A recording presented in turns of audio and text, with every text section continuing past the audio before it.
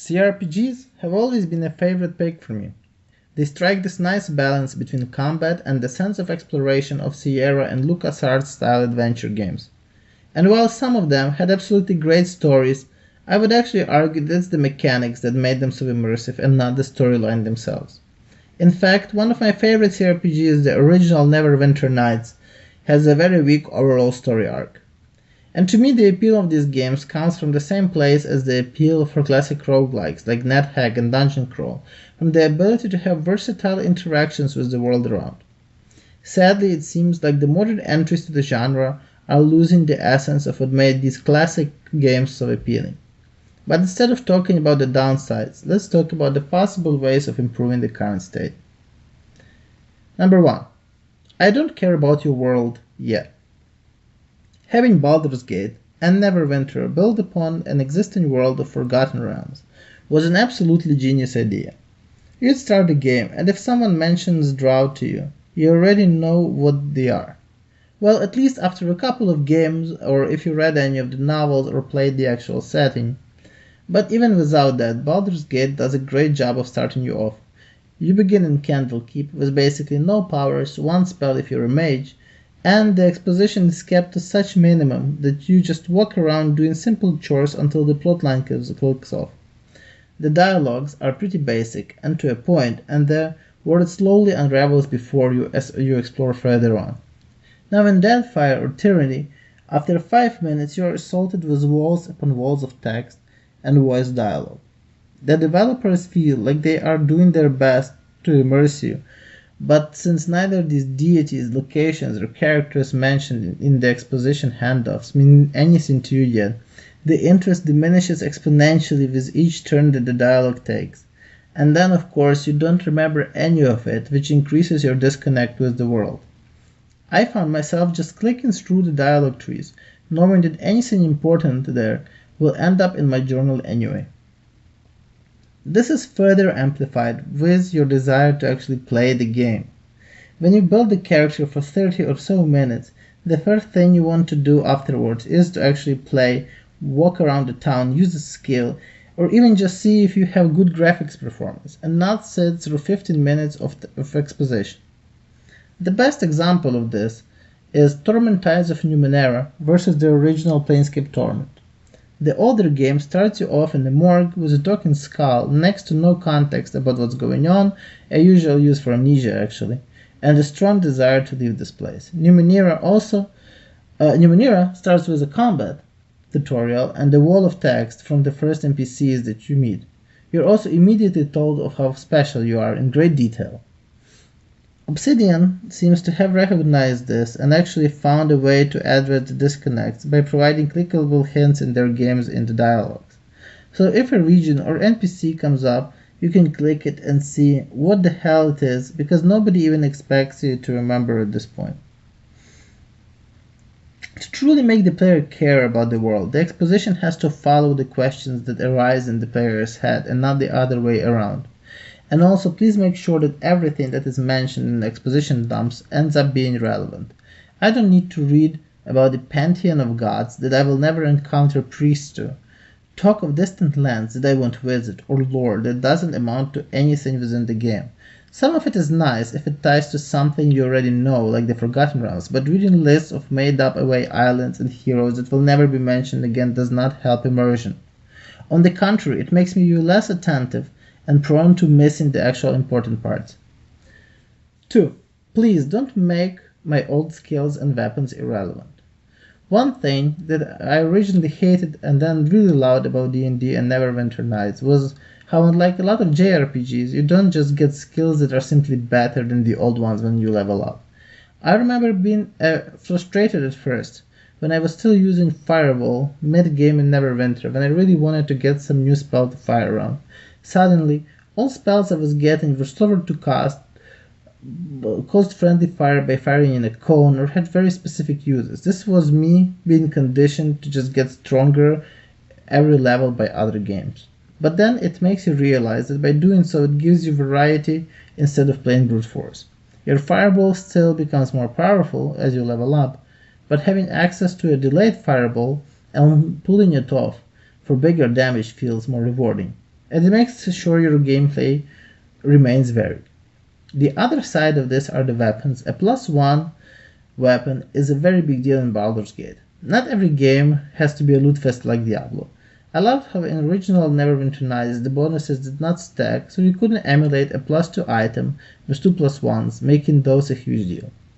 And keep in mind that in a D20 based game, a +1 is a very noticeable difference, since it increases your abilities and chances to hit quite noticeably. For example, if I needed to roll a 17 to beat the Orc's AC, I now just need a 16, which is 25% as often, essentially.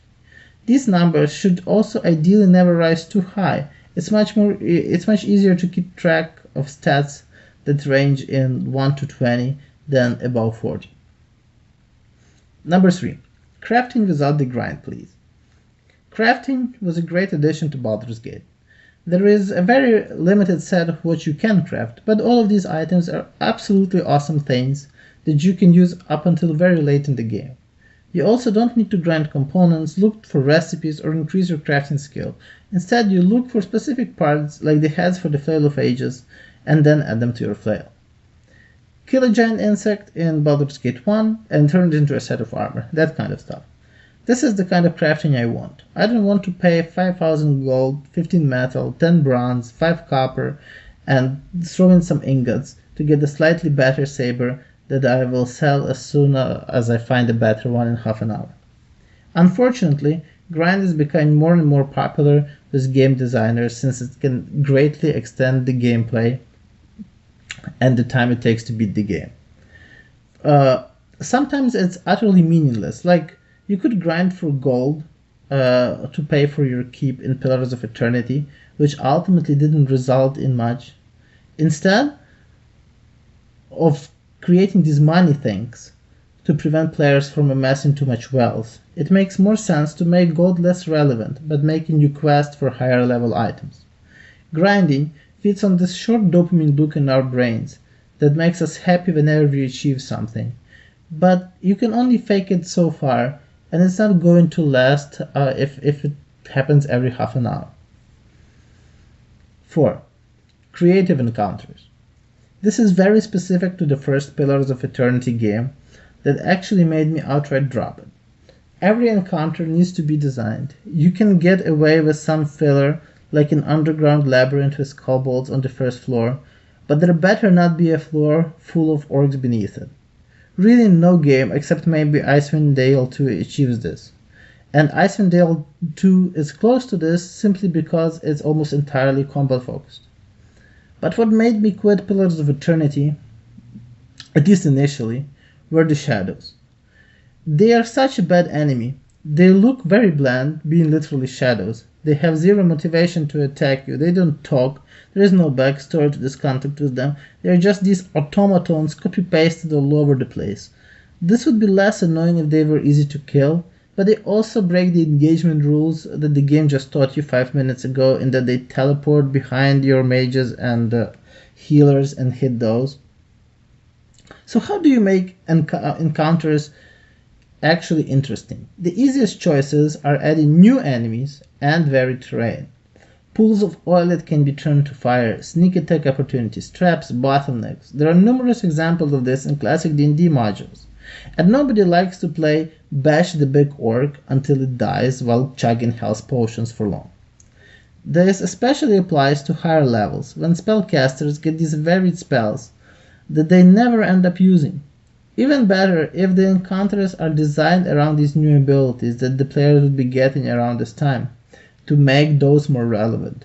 I have had so much fun with the time stop and contingency spells in Baldur's Gate when I got them, since they allowed me to quickly dismantle the defenses enemy mages have precast on themselves.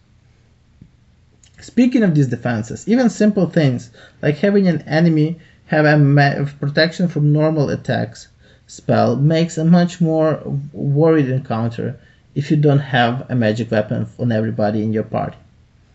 5. Please don't level scale. I know why level scaling exists, and yes, it would be dull to level up and then just nuke everyone in the new area, but level scaling removes every sense of progression to me. This is my big issue with Tyranny, sort of, since even though I was getting these new weapons and powers, somehow I was still fighting regular soldiers. Baldur's Gate 2 fixed this perfectly with having chapters, where by the time you're too strong to fight regular humans, you are already in the Drow City, where all the enemies are justifiably stronger. This is why Throne of Baal was more of a letdown to me. Suddenly, after defeating these hordes of enemies in the Baldur's Gate 2, it appears that there are numerous random enemies again in the regular world that match me in power. The open world concept does not really work well with CRPG leveling, unless it's done in bits, where you get sent to different locations to explore while you face dramatically different foes. This also ties with the whole please don't just give me a better skill.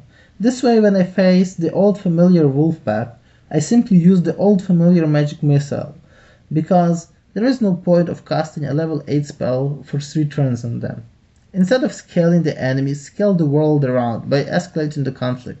There are so many cleverly designed monsters in tabletop games, so why do CRPG designers lack the ability to come up with things just as interesting? Well-designed enemy creatures immerse players in the world much more than overworded lore dumps. I really hope that the genre finds its roots again.